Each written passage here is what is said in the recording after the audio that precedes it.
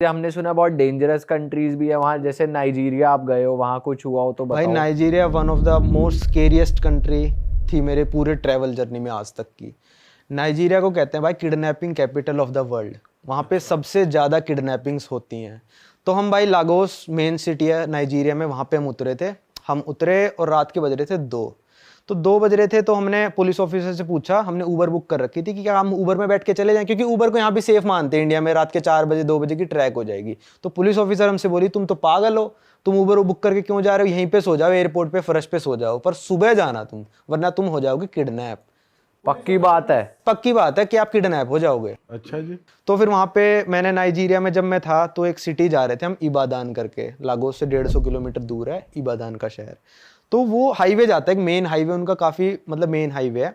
तो हम जब पहुंचे और वापस आ गए ना, हमारे वापस आने के 2 दिन बाद हम खबर पढ़ रहे हैं न्यूज़ में कि पूरा हाईवे रुकवा देते हैं लोग। पूरा हाईवे चल रहा है, मतलब यहाँ पे जो भी आप हाईवे इमेजिन कर सकते हो इंडिया में, वो पूरा हाईवे रुकवा दिया, सारी गाड़ियाँ रुकी, बंदूक वाले बंदे आए। जो भी बंदा पसंद आ रहा है, जो फॉरेनर लग रहा है, इंडियंस बहुत रहते हैं वहाँ पे, जो बंदा फॉरेनर रह रहा है वहाँ पे, उसको किडनैप करके ले जाएंगे। ना पुलिस करती कुछ, ना कुछ करती, पॉलिटिकल पार्टीज कुछ नहीं करती, क्योंकि किडनैपर से तो पॉलिटिकल पार्टी वहाँ पे पैसे ले रही है। जो वहाँ से लेगा पैसे, जो क्या कहते हैं उसको, फिरौती, वो पॉलिटिकल पार्टी के पास जाते हैं। तो पॉलिटिकल पार्टी का पूरा सपोर्ट है। नॉर्थ नाइजीरिया में गया नहीं, वो तो भाई ये मान लो जहाँ पे मैं था उससे 5-6 गुना ज़्यादा खतरनाक है। तो भाई वो वैसे किडनैप करके लूट पार्टी करते हैं, पैसे वैसे लेते हैं? पैसे दे दोगे तो छोड़ देंगे, ज्यादातर ये मैंने सुना है, पैसे दे दो तो छोड़ देते हैं। बोको हराम करके एक मतलब टेररिस्ट ऑर्गेनाइजेशन है, वो करती है सब किडनैपिंग वगैरह। और वहाँ पे एक बार हुआ था, जैसे यहाँ पे अपने वंदे भारत एक्सप्रेस ट्रेन चलती है नाइजीरिया में, तो इंडिया में चलती है, तो नाइजीरिया में सेम ट्रेन है, एक ही रूट पे चलती है, बस वो वही वाला रूट जो मैं हाईवे बता रहा हूँ उसकी पैरेलल चलती है।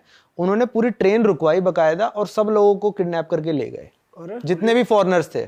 अच्छा। क्योंकि फॉरेनर्स ही अफोर्ड कर सकते हैं, वहाँ पे गरीब देश है, तो उनको पता है फॉरेनर्स जा रहे हैं फर्स्ट क्लास में बैठ के, तो रुकवाई ट्रेन, आराम से किडनैपिंग करी और चले गए। अरे बाप रे बाप। भाई इसको इसलिए हम जब भी वहाँ पे, मतलब मेरे को अपने होटल से रेस्टोरेंट तक भी जाना होता था ना भाई, ऊबर बुक कराता था, अपने दोस्त के साथ ही था मैं तो। और भाई पूरा हम चौकन्ना रहते थे कि हमको कोई किडनैप ना कर ले। हमेशा एक गाइड रखा मैंने वहाँ पे साथ में। एक डेंजरस मार्केट में भी गए थे, हम ऐसे उस पे चढ़ रहे हैं, जैसे फ्लाईओवर से नहीं होते जो जिसपे पैदल चढ़ के जाते हैं रोड पार करने के लिए। तो हमने डेंजरस मार्केट क्रॉस कर ली आराम से। डेंजरस मार्केट क्यों कह रहे हो आप उसे? भाई वहाँ पे आपको चाकू मार देंगे, वहाँ पे आपको लूट लेंगे। वो मार्केट में मिलता क्या? नॉर्मल लोग वहाँ पे, पर आप तो फॉरेनर हो ना भाई, आप वहाँ पे गोरे लगोगे। नाइजीरिया में तो सारे मतलब ब्लैक्स हैं, तो आप अलग से चमकोगे वहाँ पे कि इसके पास है पैसे। और इंडियंस वहाँ पे माने जाते हैं अमीर लोग, तो पहचान लेगा मेरी शक्ल से कि मैं इंडियन हूँ, तो वो चाकू मार देगा या लूट लेगा मेरे को, जो भी है। तो हम फ्लाईओवर पे ऐसे ऊपर चढ़ रहे थे, तो हमारा गाइड ना आगे आगे चल रहा था, और वो ना गाइड एकदम से पीछे मुड़ गया। वो नाइजीरियन था, पीछे मुड़ गया, कहता चलो चलो चलो यहाँ से चलो। हमने कहा क्यों? वो नाइजीरिया में इंग्लिश बोलते हैं, तो वो कहता वो 2 बंदे आप ऊपर देख रहे हो, वो लूटने वाले हैं हमको। हम ऐसे फिर ऐसे, मैं थोड़ा तेज तेज चलने लग गया भाई, ऑब्वियस सी बात है, थोड़ा बंदा डरेगा। कह रहा भाई आराम, 20 लो, इनको पता चल गया कि हम भाग रहे हैं, तो आराम से चलो, कुछ नहीं होएगा, कुछ नहीं होएगा, मैं बचा लूंगा। तो हमने थोड़ा हट्टा कट्टा सा बंदा रख रखा था कि भाई कुछ तो बचाएगा। भाई आपको लग रहा था वैसे वो बचाता आपको? हाँ भाई, वो बंदा कर रहा था, मतलब उसने काफी साथ उसने दिया। स्टार्टिंग में हेल्प करी थी कि नहीं, बात ये तो चल ठीक है कि बता दिया कि भाई यहाँ से निकलो, पर जब असली में चाकू खुल गया हाथ में तब की पूछ रहा हूँ बंदे मैं बता रहा हूँ, जो आपने मतलब जो ड्राइवर रख रखा है नाइजीरियन बंदा, जो क्या कहते हैं जो कुक रख रखा है, जो भी आपका सेफ्टी वाला है, वो पैसों पे काम करेगा। अगर आप उसको कह दोगे ना उस टाइम पे मैं तेरे को $100 दूंगा, वो अपनी जान पे खेल जाएगा, पर आपको रक्षा कर देगा आपकी वो। क्योंकि वो पैसों पे काम कर रहा है बंदा। पर पैसे नहीं दोगे तो वही लूट के ले जाएगा। अच्छा। तो अपने ड्राइवरों पे भी वहाँ पे इंडियन लोग यकीन नहीं करते हैं कि क्या पता यही हमको लूट ले, पर उनको सैलरी थोड़ी अच्छी देते हैं वो, ताकि ये लॉयल रहे। तो तुमने जो नाइजीरियन ये गाइड रखा हुआ, तुमने इससे और कुछ किस्से पूछे थे, कुछ बताया उसने तुम्हें, स्टोरीज वगैरह? ना, इतना बात करने का टाइम नहीं मिला, क्योंकि वो मार्केट में ही थे हम उस टाइम पे।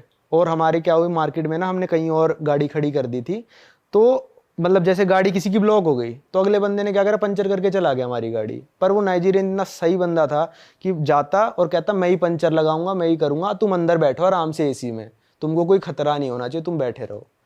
तो कई बार अच्छे बंदे बहुत मिलते हैं, जैसे कहते हैं ना, जैसे मेंटेलिटी है कि ब्लैक लोग बेकार ही होते हैं, लूट लेते हैं, ये लेते हैं, तो कई बंदे अच्छे भी मिल जाते हैं। सही कह रहे हो भाई, ये तो है। भाई आपके साथ एक बार ब्राजील में कुछ हुआ था, चाकू वाकू मारने का किस्सा, भाई लगते लगते आपको बचा था। हाँ भाई, तो वो क्या ब्राजील सीन के था भाई, बारे में बताओ। कुछ बताओ पहले तो, कंट्री एज अ होल, और आपके साथ क्या हुआ था वो भी बताओ। भाई सबसे खतरनाक जो पूरे दुनिया में कॉन्टिनेंट है ना, वो साउथ अमेरिका है। कोलंबिया ले लो, अर्जेंटीना ले लो, ब्राज़ील ले लो, वेनेजुएला ले लो, ये पूरा साउथ अमेरिका कॉन्टिनेंट सबसे ज़्यादा खतरनाक है। खतरनाक अलग अलग लेवल्स पे होता है भाई। सीरिया अपने में अलग खतरनाक, ही बम गिरेगा वहाँ पे, लोग आपको कुछ नहीं कहेंगे। नाइजीरिया में आप किडनैप हो गए, आपको मारेंगे नहीं डायरेक्ट। पर ब्राज़ील वगैरह में क्या है, आपको चाकू घोंप देंगे, आपको मार देंगे। तो ये वाला लेवल का खतरा है वहाँ पे, जहाँ पे जान का खतरा है, आपको बंदों से खतरा है, जहाँ पे आपको चल रहे हैं वहाँ पे बंदे। तो क्या हुआ था भाई कि हम, पहला दिन था मेरा, बिल्कुल पहला दिन, मैं साउथ अमेरिका में पहली बार लैंड हुआ था। पहला दिन था, मैं अपने दोस्त के साथ अपने होटल से निकला और अपने दोस्त के होटल की बाहर जाके खड़ा हो गया। मैं नीचे खड़ा हूँ, उसका वेट कर रहा हूँ, बस वो नीचे ऊपर से नीचे उतरेगा। तो भाई 3-4 बंदे आए। पहले शायद एक बंदा आया था, 1 या 2, वो आके पोर्तुगीज़ में कुछ बोलने लगे, वहाँ की लैंग्वेज पोर्तुगीज़ है। तो बोलने लगे तो हमने उसको इंग्लिश में रिप्लाई कर दिया। उसको पता चल गया ये फॉरेनर है, इनको नहीं आती हमारी भाषा, क्योंकि हम थोड़े ब्राज़ीलियन जैसे ही लगते हैं, वो भी थोड़े टैन है, हम भी थोड़े टैन है। तो वो पता करने आया था कि फॉरेनर ही हैं, यहाँ के बंदे हैं। तो उसको पता चल गया कि भाई ये तो हैं फॉरेनर बंदे, इनको लूटा जा सकता है। भाई विदिन ए मिनट, 1 मिनट में वो 3-4 बंदों के साथ आ गया। 2 बंदे हमारे पीछे खड़े हैं, मेरा दोस्त साइड में खड़ा है, 2 बंदे पीछे खड़े हैं, एक बंदा इस तरफ मेरी तरफ, एक बंदा मेरे दोस्त की तरफ। भाई उसने निकाल लिया अपनी जैकेट में से ऐसे चाकू और मेरे को दिखा दिया चाकू। अरे तेरी, ओ भाई मेरी ऐसी फटी ना भाई, क्योंकि मेरे को ये डर नहीं है कि लूट ले भाई, तो क्या लूट लेगा, मेरा 1 लाख का सामान लूट लेगा ज़्यादा से ज़्यादा। पर ये इसने चाकू घोंप दिया तो मैं क्या करूँगा यार, जिंदगी भर वो चीज़ मेरे को हर्ट करेगी कि मेरे यहाँ चाकू घुपा था, शरीर खराब हो जाएगा। मैं डर गया, मैंने कहा हाँ हाँ भाई। वो क्या, वो मेरा फ़ोन ना उल्टी जेब में था, वैसे हम जिस जेब में रखते हैं राइट साइड में, लेफ्ट में था उस दिन। तो क्या वो मेरी ना ऐसे ऐसे जेब ऐसे आके करने लगा, ऐसे ऐसे ऐसे कर रहा है करे जा रहा है, उसको फ़ोन मिल ही नहीं रहा है, मेरी जैकेट पे कर रहा है ऐसे ऐसे। तो उसने फिर दूसरी जेब में हाथ मारना शुरू किया। पहले तो मेरा भी इंटेंशन था कि भाई फ़ोन बचा लूँ अपना, फिर जैसे जैसे चाकू पास आता दिखाना मेरे को मौत तो दिख फिर रही औकात थी। दिख गई कि भाई नहीं ये तो मार देगा। तो मैं ऐसे फोन निकाल रहा हूँ, मैंने कहा ओके आई एम गिविंग ऐसे निकाल रहा हूँ, पर चाकू पास ही आया जा रहा है यार, रुक ही नहीं रहा है चाकू। मैंने कहा रोक ले भाई, दे रहा हूँ मैं, उसको समझ में नहीं आ रहा। तो भाई मैंने कहा यार ये मार देगा, मेरे को लग रहा है चाकू, मैं इसको फोन दे भी दूंगा। तो थोड़ा सा ही मैंने पुश करा होगा और मैं रोड के उस साइड भाग गया, दूसरी साइड। मेरी एक चप्पल भी उस साइड ही रह गई थी, मैं नंगे पैर खड़ा हूँ वहाँ पे रोड में, मैं दुकान में भाग गया। और दोस्त वहीं खड़ा हुआ है। दोस्त वहीं पे खड़ा हुआ है, वो भी थोड़ी देर बाद भाग ही गया, मतलब 2 सेकंड बाद शायद वो भी भाग गया होगा। दोस्त मेरे को पता ही नहीं चला ना कहाँ गया, मैं अपने हड़बड़ी में रह गया भाई। तो वो बंदे वहीं खड़े होके मेरे को देख रहे हैं चारों, हिम्मत देखो, वहीं खड़े होके देख रहे हैं। इंडिया में ऐसा नहीं करेगा बंदा, वो भी भाग जाएगा भाई। फिर मैंने करा कि मेरे दोस्त ने क्या करा, इनका जाने का वेट करते हैं। हम अपने तीसरे दोस्त जिससे मिलने आए थे ना, उसके होटल में अंदर घुस गए हम।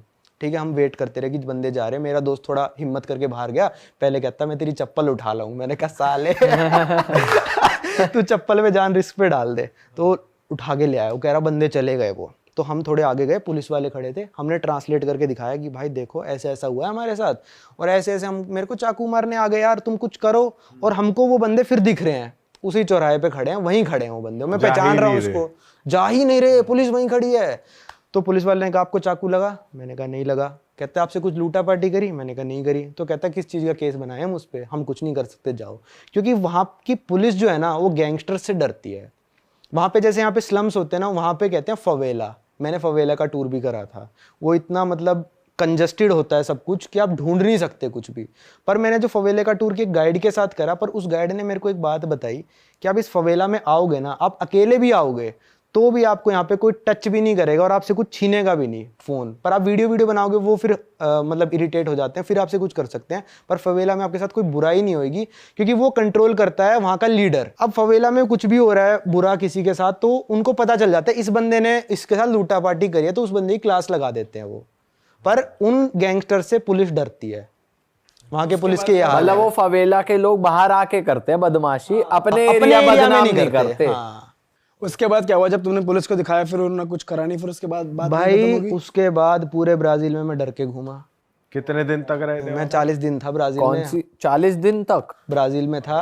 तो वहाँ पे जो साओ पाउलो कैपिटल है, और रियो डी जेनेरो जो सुना होगा, जहाँ पे ओलंपिक्स में, वहाँ पे रियो डी जेनेरो में आपने सुना ही होगा, चलते हुए बंदों को चाकू मार दिया। वहाँ पे चलते हुए मेन बीच पे बंदों को चाकू मार के चले गए लोग, जब वहाँ पे ओलंपिक्स हुए थे। इतनी भीड़ थी वहाँ पे। मेन जो बीच है, उनको दिखा इसके पास फ़ोन है, नहीं दे रहा, चाकू मारा, फ़ोन लिया, अपने गायब।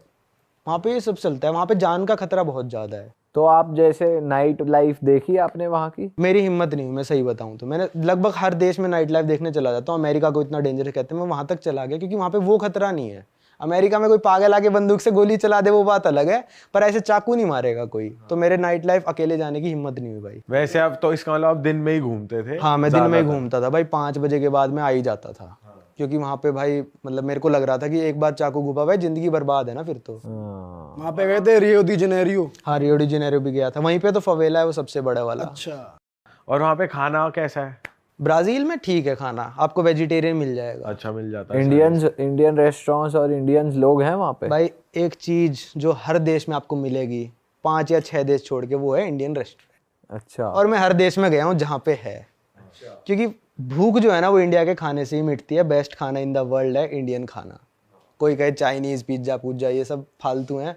इंडियन खाना जब पेट में जाता है एक दो दिन के ही हैं। 1-2 दिन के ही हैं भाई। अपना दाल रोटी मिल जाए, विदेश में तो ये होता है 3-4 दिन बाद भाई सिंपल दाल येलो वाली और रोटी। हाँ। ये मिल जाए बस जन्नत है भाई जो कॉमन मेन्यू होता है ना अपना, पनीर बटर मसाला, दाल मखनी या 4 नान लगा बटर वाला दबा के, हाँ, वो चलता बाहर जाके भी ये ढाबे वाला मेन्यू चाहिए। वही उसी से पेट भरता है असली में। तो वहाँ अच्छा मिलता है ब्राजील में? ब्राजील में ठीक मिलता है भाई। वहां की बताओ, अर्जेंटीना की। आपके दोस्त के साथ एक किस्सा हुआ था। भाई। मेरे दोस्त के साथ क्या किस्सा हुआ, वो थोड़ा लड़कीबाजी ज़्यादा करता है।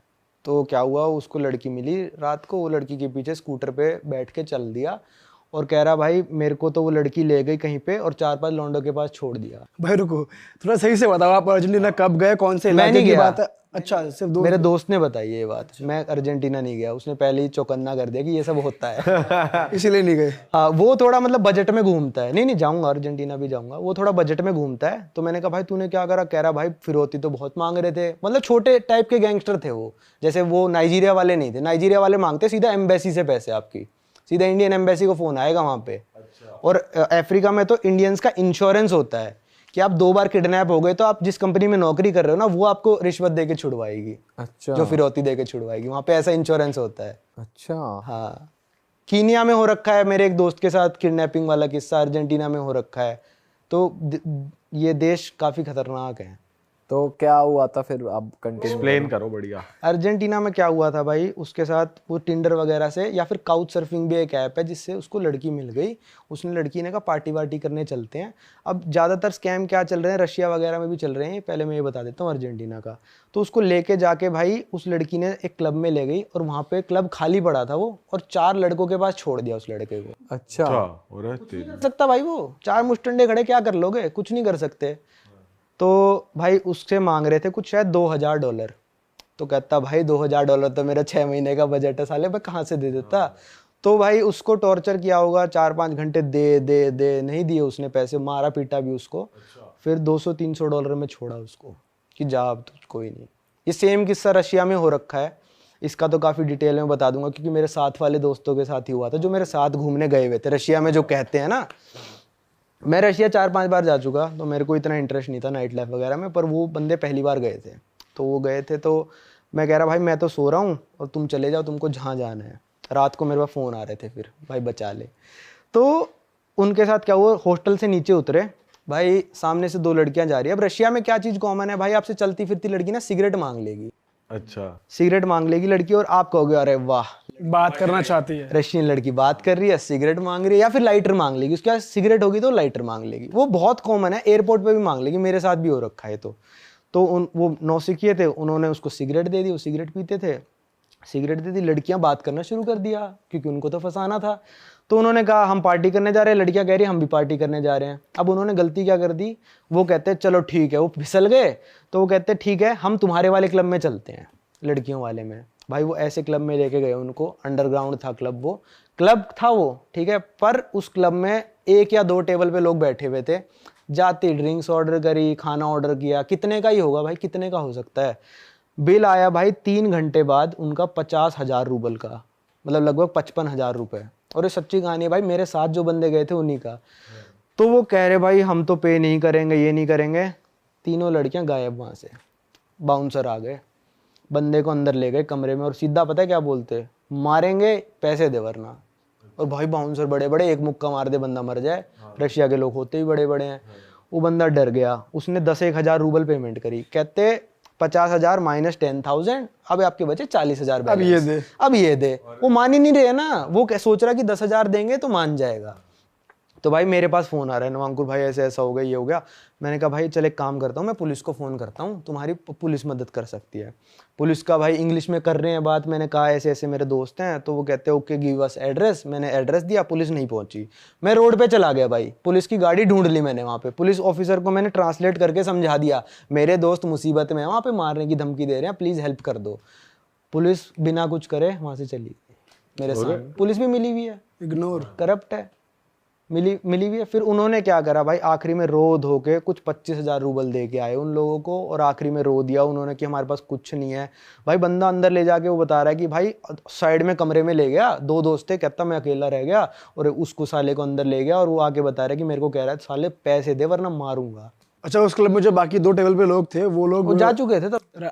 अच्छा, वो उनको पता था, लड़कियां इशारा कर देती हैं घुसते ही कि ये मुर्गे आ चुके हैं, इनको लूट लो। सेटअप के लिए है। जो आपको मेन्यू शुरू में दिखाया जाएगा और जो मेन्यू बाद में दिखाया जाएगा बिल्कुल अलग रेट होंगे। 4,000 की चीज आपको बेच दी 50,000 रुपए में उन्होंने, वो मेन्यू ही अलग हो गया। अगले दिन हम एम्बेसी भी गए थे, मैंने कहा चलो इंडियन एम्बेसी चलते हैं। एम्बेसी वालों ने देखो करा तो तमीज से बात, पर वो कह रहे हम भी कुछ नहीं कर सकते, अब तो जो हो चुका सो हो चुका। तो मैंने कहा सालो 50,000 का तुमने क्या खा लिया? तो कह रहे हम तो ऑर्डर करे जा रहे हैं, जो भी लड़कियां वाइन मंगा रही है, हमने सोचा कितने का ही होगा, 10-12,000 15,000 तक का बिल आएगा। वो ऐसे लूटते हैं। तो उन्होंने पीटा भी था या फिर सिर्फ बोला नहीं था? पीटा, रशिया वालों ने हाथ नहीं लगाया। रशिया वालों ने ऐसा भी हो सकता है कि तुम्हारे दोस्त थे तो तुमको बताएंगे नहीं, कहीं बेइज्जती ना करो तुम उनकी 4 जगह फिर जाके। नहीं सूझे हम तो पिट के आ गए भाई। सूझे वो मुंह दिखते ना उनके मारते तो। हाँ, हो सकता है ऐसी जगह सुझाई हो जो दिखती ना हो। ये हो सकता है, पीछे से डंडा जा रहा है अंदर। तभी निकले 10,000। कह रहे अलग बिठाया लेकिन डंडे पे। भाई पहले 10 दिए, फिर 25 दिए, हो गए 35, 15,000 की मार खा के आए। पूरे चांसेस है भाई। भाई रशिया के तो लोग इतने हट्टे कट्टे लंबे होते हैं ना, वहां लड़की पीट देगी यार तुमको। 5-10 की लड़कियां होती है यार, पीट देगी तुमको आराम से। ऐसे कैसे पीट देगी भाई? वो घुसन डूल रहा। वहां के लड़के तो हम मुकाबला ही नहीं कर सकते। वहां की लड़कियां, वहां के लोगों की बिल्ट बहुत तगड़ी होती है, हाँ, तभी रशिया UFC वाले फाइटर्स मोस्टली रशिया के होते हैं, ये बढ़िया एथलीट होते हैं ये।